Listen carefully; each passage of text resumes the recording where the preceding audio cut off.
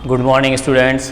आज class 11th physics के lecture में हम आपको गति के समीकरण जो होते हैं उनके बारे में डिस्कस करेंगे। उनका डेरिवेशन कैसे हुआ है उसको by differentiation by integration and graph method से आपको आज कैलकुलेट करके बताएंगे। कल हमने आपको वेग चाल क्या होती है, वेग क्या होता है, स्थिति समय ग्राफ क्या होता है, इन सब के बारे में डिस्कस किया था। आज उसी के आगे चलते हैं और आज आपका जो पहला टॉपिक है वो है गति के समीकरण। ठीक है, आज आपको जो डिफाइन करेंगे हम वो हैं आपके गति के समीकरण। ठीक है, गति के आपको पता है मुख्यतः आपके तीन समीकरण होते हैं। पहला होता है आपका प्रथम समीकरण है, प्रथम समीकरण ये होता है आपका v बराबर u प्लस ए टी। द्वितीय समीकरण की अगर हम बात करें, द्वितीय समीकरण तो ये होता है आपका s बराबर U T plus half A T square. तृतीय समीकरण की अगर हम बात करें तो ये होता है हमारा तृतीय समीकरण, ये होता है आपका v स्क्वायर बराबर यू स्क्वायर प्लस 2as। ये तीन आपके समीकरण होते हैं। इन तीनों समीकरणों को हम ग्राफ विधि से और इंटीग्रेशन यानी समाकलन विधि से कैलकुलेट करेंगे। तो ध्यान से देखिए, सबसे पहले हम प्रथम समीकरण को प्रूफ कर रहे हैं। ठीक है, उत्पत्ति कर रहे हैं हम किसकी, प्रथम समीकरण की। तो एक ग्राफ बना रहे हैं, उसको ध्यान से देख लीजिए क्योंकि उस ग्राफ के द्वारा ही आपका आगे पूरा डिटेल चलेगा। ठीक है, ये हमारा हो गया एक्स अक्ष हो गया, ये हमारा क्या है वाई अक्ष है। एक्स अक्ष है ये हमारा समय यानी टाइम को शो कर रहा है और जो आपका वाई अक्ष है ये आपका वेग यानी वेलोसिटी को शो कर रहा है। ठीक है, इसके बाद अब देखिए माना कि प्रारंभ में हमारा ये मूल बिंदु है और प्रारंभ में उसका जो वेग है आपका वो कितना रहेगा, आपका u है यहाँ पर। आफ्टर टाइम t, जब समय t के पश्चात उसका अंतिम वेग क्या हो गया हमारा v हो गया, ये उसका अंतिम वेग हो गया। इसको डॉटेड करके हम आगे मिला देंगे इस तरीके से। ठीक है, यहाँ जाके हमने इसको डॉटेड करके मिला दिया। ठीक है, यहाँ जाके ऊपर इसको मिला दिया। ठीक है, अब देखिए जहाँ ये एक दूसरे को काटेंगे वो इनका इंटरसेक्शन पॉइंट हो गया और ये हो गया आपका। ठीक है, इनको कोई बिंदु मान लीजिए, ये ए बिंदु हो गया, ये बी बिंदु हो गया, सी हो गया, डी हो गया और ये क्या हो गया ई। इसी फिगर की सहायता से हम सारे मान, सारे तीनों समीकरण आपके प्रूफ करेंगे। कुछ वैल्यू बताए दे रहे हैं, समझ लीजिए। ये टोटल जो डिस्टेंस है बी डी ये किसके इक्वल होगी, हमारी ओ ई के इक्वल होगी और ये टी के बराबर है तो ये भी टी के बराबर होगी।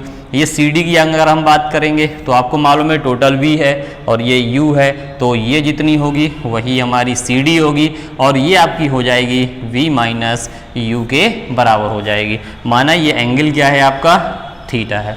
सबसे पहले हम प्रथम समीकरण की उत्पत्ति कर रहे हैं। ठीक है, प्रूफ कर रहे हैं हम। ठीक है, किसका, फर्स्ट v बराबर u प्लस ए टी, इसका प्रूफ करके आपको दिखा रहे हैं, देख लीजिए। ठीक है, अब इसके प्रूफ के लिए क्या है आपको देखना है। ठीक है, इसमें हम बताते हैं कि इस तरीके से कैसे इसको हम अपना डिफरेंशिएट करेंगे, कैसे क्या लेके आएंगे। v बराबर u प्लस ए टी अपना कर रहे हैं। देखिए सबसे पहला काम क्या है कि इसमें हम ले रहे हैं एक्सीलरेशन, ले रहे हैं त्वरण। ठीक है, वेग समय ग्राफ से आपको मालूम है हम क्या निकालते हैं, त्वरण। ठीक है, तो जो त्वरण होगा हमारा, ठीक है, उत्पत्ति अपना देख लीजिए। त्वरण जो आपका यहाँ पे होगा वो क्या होगा, a, ये हो जाएगा आपका वेग समय ग्राफ की प्रवणता के बराबर होगा। ठीक है, अब देखिए प्रवणता क्या होता है आपका m, यानी जो एक्सीलरेशन a है वो m का मान क्या होता है tan थीटा, तो tan थीटा के बराबर हो जाएगा। tan थीटा आपको मालूम है क्या होता है, लंब बटे आधार होता है। ठीक है, लंब क्या है इसमें आपका CD है तो लंब हमने CD लिख दिया और आधार क्या है आपका AD है तो हमने यहाँ पर AD लिख दिया। अब CD का मान कितना है अपने पास, CD का मान हम रखेंगे v माइनस यू है तो v माइनस यू रख दिया और आपका AD का मान क्या है t, तो t रख दिया। यहाँ पर a है, क्रॉस मल्टीप्लिकेशन कर देंगे तो ये आएगा b माइनस यू बराबर ए टी। इसको यहाँ भेज देंगे तो v बराबर आपका आ जाएगा u प्लस ए टी। ये हो गया गति के प्रथम समीकरण को बाया ग्राफ मेथड प्रूफ करना आपका, ये हो गया। कोई किसी को दिक्कत इसमें? मेरी समझ से किसी को समस्या नहीं आनी चाहिए, सिंपल है, त्वरण निकाला है और आपको उठा के डायरेक्ट हमने सॉल्व कर दिया। चलिए अब हम प्रूफ करते हैं, आपका गति का द्वितीय समीकरण प्रूफ करते हैं। ठीक है, अब प्रूफ करना है आपको इसको, s बराबर U T plus half A T square. अब आपको इसको प्रूफ करके दिखाना है। ठीक है, तो देखो स्टार्टिंग तो वही है कि जो हमारा त्वरण होगा, ठीक है, त्वरण ए जो होगा वो किसके बराबर होगा, प्रवणता m के बराबर हो जाएगा। ठीक है, वी टी अक्ष की,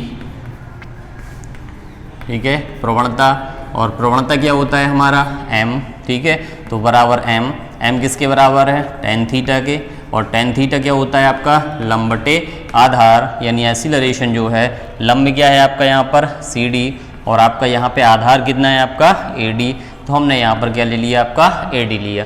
अब यहाँ पर अभी इसको चाहो तो आप इतना ही लिखा रहने दो, क्योंकि यहाँ ये देखेंगे हमें किसकी ज़रूरत पड़नी है। चलिए थोड़ा सा और कर देते हैं, CD की जगह CD ही लिख दें अगर हम। ठीक है, और जो AD का मान है, तो आपको मालूम है A से लेकर D तक की जो दूरी है वो किसके, T के बराबर है। तो यहाँ आपका हमने T लिख दिया, तो यहाँ से आपका जो CD होगा क्रॉस मल्टीप्लिकेशन करेंगे तो वो किसके बराबर आ जाएगा, AT के। यानी जितनी हमारा CD होगा उतना ही हमारा क्या होगा, AB होगा। ये दोनों आपस में क्या होंगे, हमारे बराबर होंगे, तो इसमें कोई दिक्कत नहीं होनी चाहिए। अब हमें जो द्वितीय समीकरण में निकालनी है वो निकालनी है S। ठीक है, S क्या होती है, कण द्वारा चली गई दूरी। ठीक, हम डायरेक्टली लिखते हैं कण द्वारा चली गई दूरी। ठीक है, तो आपको मालूम है दूरी जो हमारी होती है वो क्या होती है, S। ठीक है, तो दूरी के लिए हम क्या कर रहे हैं, जो ये पूरा ग्राफ है, पहले पार्टिकल हमारा O से चला था, A पर गया था, फिर C पर गया था, फिर आके E पर आ गया। तो हम क्या कर रहे हैं, इस पूरे का क्षेत्रफल निकाल लें। ठीक है, यानी जो आकृति बनी हुई है हमारी उसका क्षेत्रफल निकाल लें। ठीक है, तो आकृति, और क्या नाम है इसका, A के बाद कहाँ गया, C D E का क्षेत्रफल, पूरे का क्षेत्रफल। अब देखेंगे तो इसमें दो चीज़ें मिलकर बनी हैं, एक तो हमारा ट्रायंगल है और दूसरा हमारा क्या है, स्क्वायर, आयत है। ठीक है, दोनों का आप क्षेत्रफल निकाल दीजिए। तो हम निकाले दे रहे हैं सबसे पहले कि आयत, ठीक है, और आयत का नाम क्या है आपका, OADE का क्षेत्रफल। ठीक है, प्लस त्रिभुज का नाम क्या है आपका, A, इसके बाद CD का क्षेत्रफल। ठीक है, दोनों का क्षेत्रफल निकाल के हम जोड़ दे रहे हैं। आयत का क्षेत्रफल आपको मालूम है क्या होता है, लंबाई गुणा चौड़ाई, यानी क्या हो जाएगा आपका OE, और उसमें मल्टीप्लाई कर देंगे किसका, OA का, तो OA का मल्टीप्लाई कर दिया, प्लस त्रिभुज का क्षेत्रफल 1/2 आधार गुणा ऊंचाई होता है। तो आधार कितना है आपका AD, और ऊंचाई कितनी है आपकी, ऊंचाई आपकी है CD, तो हमने यहाँ पे CD लिख दिया। अब देखो OE का मान क्या है, O से लेके E तक की, ये मान है आपका कितना है, T दिया गया है, तो हमने T लिख दिया। ठीक है, गुणा OA की बात करें तो O से लेके A तक की दूरी क्या है, U के बराबर है, तो ये U आ गया, प्लस हाफ। ठीक है, AD की अगर हम बात करें, A से लेके D तक की दूरी, तो ये भी हमारी क्या है, T के बराबर है। ठीक है, तो ये हमने T लिख दी। और अगर CD की बात करें तो CD कितनी निकली थी आपकी, AD, तो AT रख दी। अब मल्टीप्लाई करवाएंगे तो आ जाएगा UT plus half AT square, ये आपका S की वैल्यू निकल के आ गई, S बराबर UT plus half AT square. ठीक है, आपको यही प्रूफ करनी थी। तो आपका ये पहला समीकरण भी हो गया और आपका दूसरा समीकरण भी हो गया है। ठीक है, दोनों समीकरण आपके सामने हैं। ठीक है, और कोई दिक्कत नहीं, एक बार और स्पीड से देख लीजिए। सबसे पहले तो क्या था, माना प्रारंभिक वेग क्या था, यहाँ पे अगर लिखना चाहो तो लिख सकते हो कि प्रारंभिक वेग किसी पार्टिकल का क्या था, हमारा u था।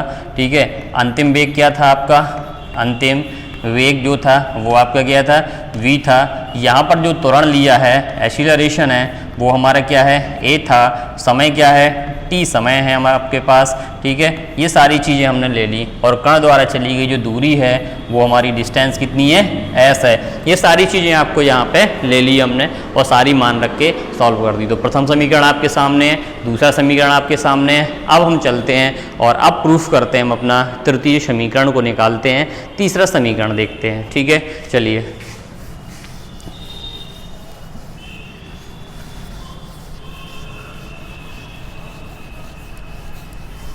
अब तृतीय समीकरण की बात करें तो आपको मालूम है जो हमारा थर्ड समीकरण होता है वो क्या होता है, थर्ड समीकरण होता है हमारा v² बराबर u² प्लस 2as ये हमारा क्या है, थर्ड इक्वेशन दे रखा है। तीसरे को प्रूफ करना है, स्टार्टिंग वही करनी है हम आपको, ठीक है। सबसे पहले हम किसकी बात करेंगे, त्वरण की बात करेंगे। तो त्वरण ए बराबर क्या हो जाएगा, वी टी, अक्ष की प्रवणता, ठीक है, अक्ष की प्रवणता। प्रवणता आपको मालूम है क्या होती है हमारी, एम, और एम बराबर क्या होता है आपका, टेन थीटा।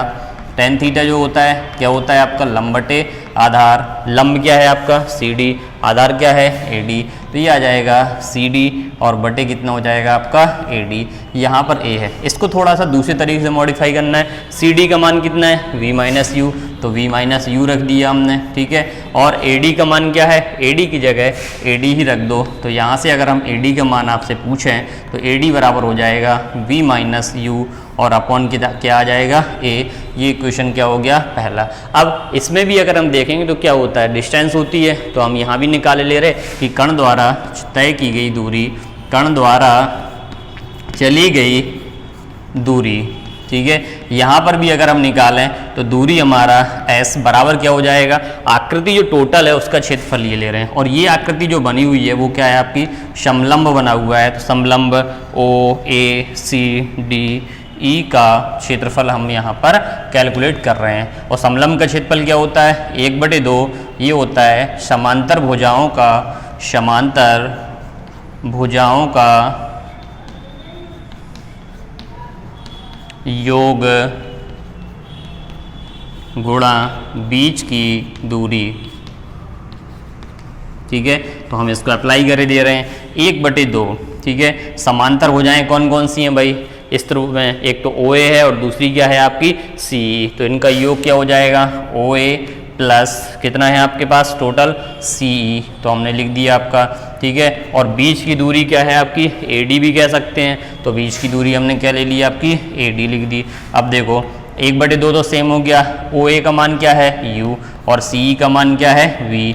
ए डी का मान क्या लिखा हुआ है, वी माइनस यू, और अपॉन कितना है आपका, ए। ऊपर का आप मल्टीप्लाई करवा दीजिए तो हमारा एस इक्वल क्या आएगा, देखो ये सर्वसम का बनी है, वी माइनस यू और वी प्लस यू। तो ये क्या लिख सकते हैं इसे, v square minus u square लिख सकते हैं। तो ये हो जाएगा, अपॉन कितना है हमारे पास, 2a है, तो 2a कर दिया, बटे करके कैंची उड़ा कर दोगे तो आएगा v square minus u square बराबर 2as। इसको ट्रांसफ़र कर दोगे तो वी स्क्वायर बराबर यू स्क्वायर प्लस 2as। ये आपका निकल के आ गया गति का तृतीय समीकरण, ठीक है। तो ये तीनों समीकरण आपके बाया ग्राफ मेथड प्रूफ हो गए हैं। अब हम आपको लेके चलते हैं गति के तीनों समीकरण बाया समाकलन विधि या बाया इंटीग्रेशन मेथड प्रूफ कर रहे हैं। देखिए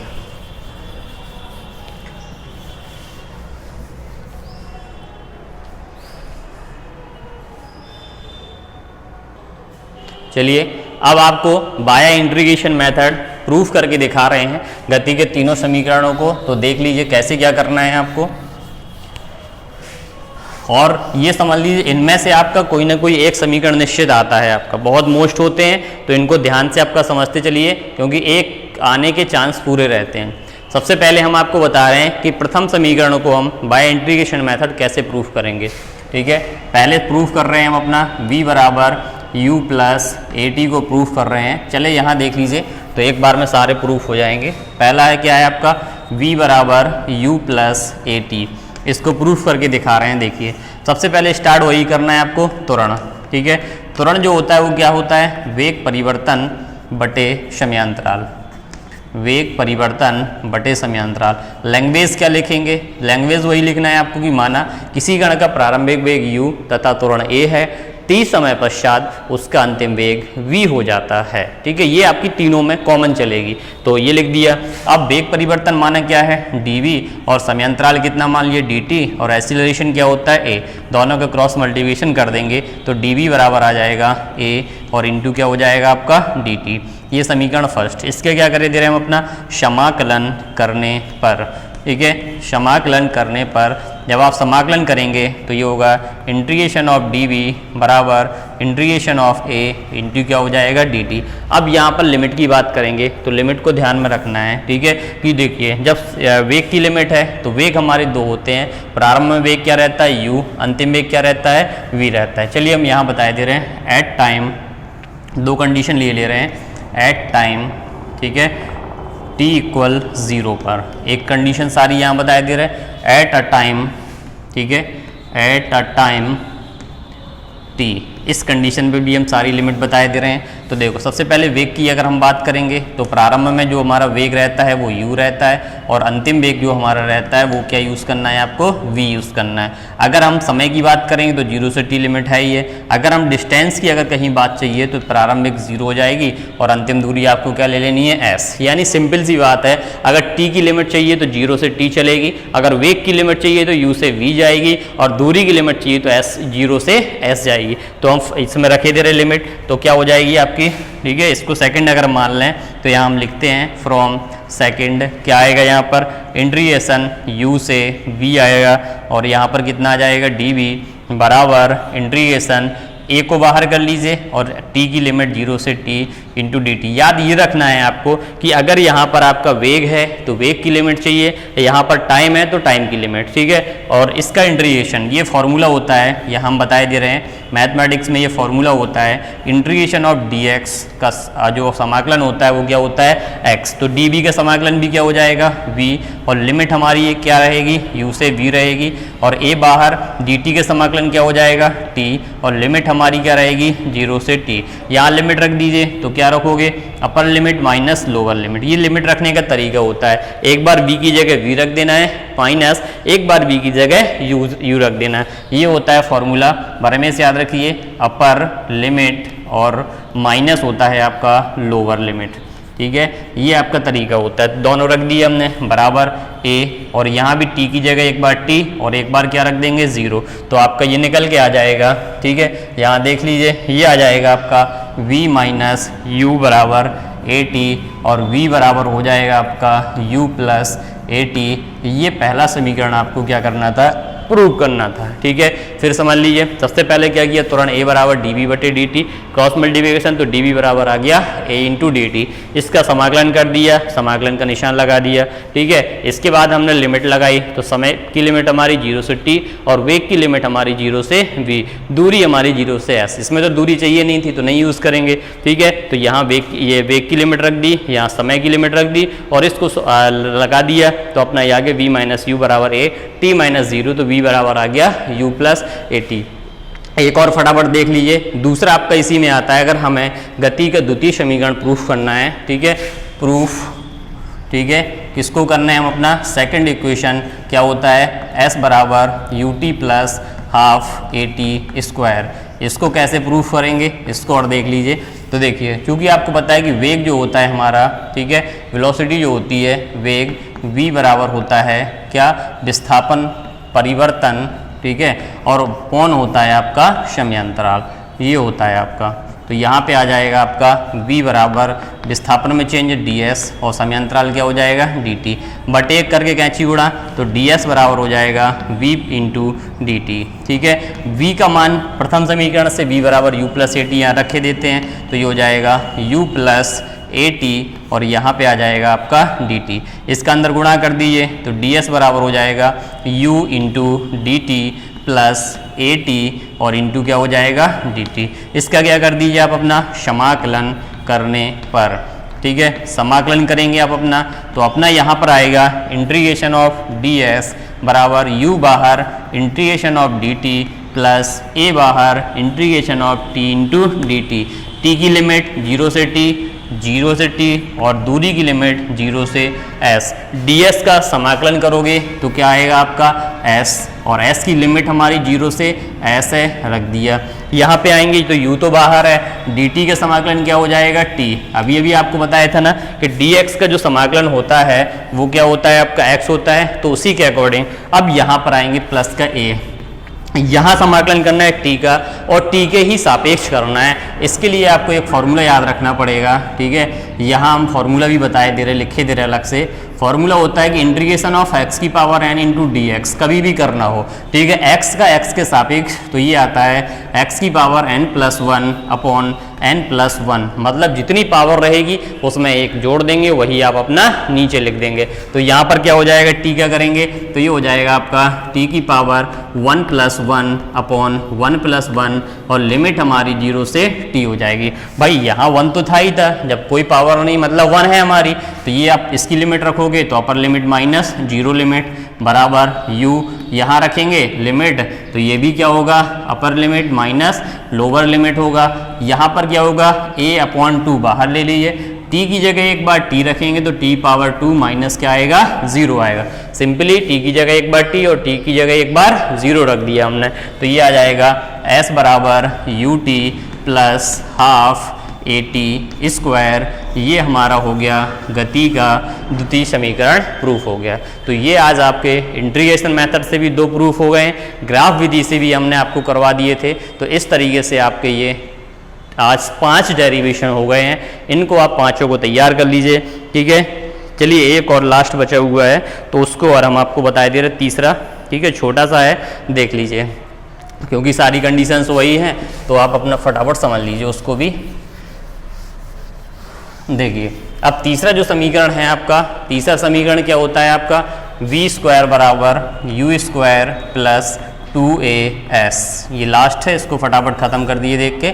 ये आपका क्या होता है, स्टार्टिंग वही आपको करनी है कि जो त्वरण होता है आपका a बराबर क्या होता है, वेग परिवर्तन और बटे क्या आ जाएगा आपका, समयांतराल, तो हमने लगा दिया वेग परिवर्तन बटे समयांतराल। अब इसको अगर डिफाइन करेंगे और तो वेग परिवर्तन माना dv, समयांतराल क्या हो गया dt, बटे एक करके कैची गुणा कर दीजिए, सॉरी कैची गुणा ना करके इसको थोड़ा सा और हम आगे जाके एडजस्ट कर रहे हैं और सॉल्व कर रहे हैं। इसमें क्या करे दे रहे हैं हम, एक ds से मल्टीप्लाई करे दे रहे हैं और एक ds से क्या करे दे रहे हैं, डिवाइड करे दे रहे हैं, ठीक है। अब जब इसको आगे सॉल्व करेंगे तो क्या हो जाएगा, dv अपॉन ds को इसकी जगह ले जा रहे हैं और ds के नीचे लिए जा रहे हैं हम किसको, dt को लिए जा रहे हैं। यहाँ तो क्या चल रहा था आपका, a चल ही रहा था, ठीक है। इनको अलग अलग अगर हम इस तरीके से बंद कर दें, इक्वेशन मान लें, तो आपको एक चीज़ मालूम होती है कि जो ds बटे dt है ये क्या होता है, विस्थापन परिवर्तन बड़े समयांतराल, यानी वेलोसिटी के बराबर होती है। तो ये आ गया आपका v का मान हो गया, इसको उठा के आप रखे दे रहे ऊपर, जब ऊपर रखेंगे तो त्वरण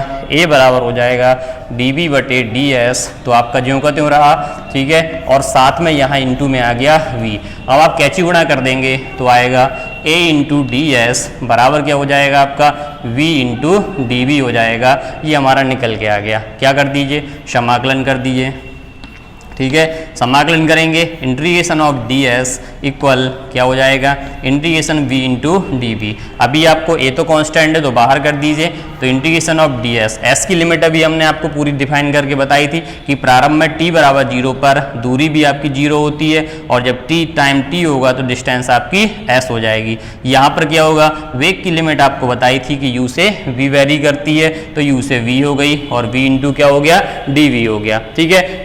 ds का समाकलन क्या होता है, s होता है, तो s लिख दिया और आपकी लिमिट हमारी 0 से s हो गई। यहाँ बात करेंगे तो अभी भी हमने आपको बताया था कि x की पावर n का इंटीग्रेशन होता है x की पावर n+1 अपॉन n+1, तो सेम यहाँ v के लिए भी यही चीज़ लागू होगी। तो क्या हो जाएगा, v की पावर 1+1 अपॉन 1+1 और हमारी लिमिट जो है वो वेरी करेगी u से v के बीच में वेरी करेगी। बस अब आपको सिर्फ उठा के वैल्यू पुट कर देनी है और सॉल्व कर देना है, आपका तीसरा समीकरण भी प्रूफ होगा। देखो एक ही जगह तो a कर दिया, s की लिमिट रखेंगे तो s माइनस क्या हो जाएगा, 0 हो जाएगा। यहाँ पर आएंगे तो 1/2 तो बाहर है, एक बार v की जगह v और एक बार u आ जाएगा, तो रख दिया। 2 का मल्टीप्लाई कर दो तो यहाँ 2as हो जाएगा, ये हो जाएगा v square minus u square, u square को भेज देंगे तो आ जाएगा u स्क्वायर प्लस 2as और इक्वल हो जाएगा v स्क्वायर, यानी फाइनली हो जाएगा v स्क्वायर बराबर u स्क्वायर प्लस 2as। ये आपका गति का तृतीय समीकरण है। तो तीनों आपके हमने प्रूफ कर दिए। इसको एक बार और देख लीजिए, स्टार्टिंग क्या है, त्वरण वेग परिवर्तन बड़े समयांतराल यानी dv बटे dt, ds से गुणा कर दिया, ds से भाग कर दिया, इन दोनों को इंटरचेंज कर दिया। ds बटे dt जो होता है है वो वेग होता है, तो उसकी जगह वेग लिख दिया, वेग को इंटू डी भी कर दिया, कैंची उड़ा, समाकलन कर दिया, सॉल्व करके रख दिया। इस तरीके से ये आपका लेसन लगभग समाप्त हो गया। थोड़ी बहुत जो बचा होगा वो कल आपको ख़त्म कर दिया जाएगा। आज के लिए इतना ही।